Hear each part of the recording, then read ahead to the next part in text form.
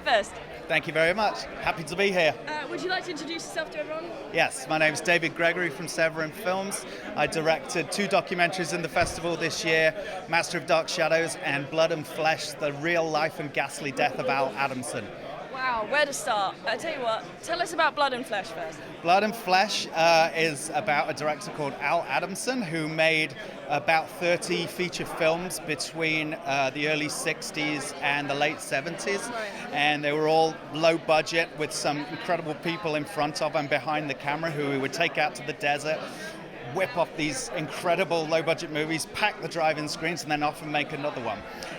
What's unique about his story is that he ultimately became a recluse after the love of his life died in the early 80s, and then he got murdered. Wow. Mm-hmm. Pretty intense. It was very intense, and basically it's the first time that I've been involved in a documentary where there's a real true crime angle. So we had to go and find all the police who were involved in the investigation of the crime, the witnesses, people like that, and even get police footage of the excavation of the body. Wow. Stuff like that. Where do you start with a project like this?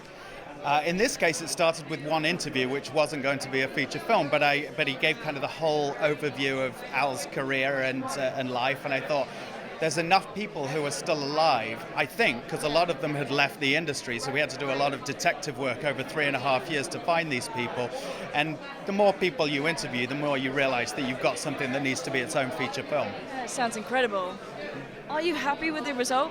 I'm very happy with it, yes, and the way it played here the other day, I think it seemed to play well at the festival, so yeah, I'm delighted.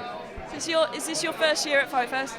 No, I've been here a few times before. I was here with an anthology movie called The Theatre Bazaar a few years ago, and then my last documentary, Lost Soul, The Doomed Journey of Richard Stanley's Island of Dr. Moreau. I don't believe in short titles. That premiered here, I think, 5 years ago. And from 5 years ago to now, how has Frightfest really changed in your perspective? It just seems to keep on getting bigger and more popular to me. I mean, I don't know. It's still a whirlwind whenever I come in because I live in LA now, and I come in, have several late nights and packed days, seeing people, talking about movies, and then all of a sudden it's over. So, but great fun. Hi, welcome back to Frightfest. Yes, it's very happy to be here. I was here last year with The Ranger. The Ranger, that was a good film. Punk rock slasher film, girls on the ground, girl written, girl directed.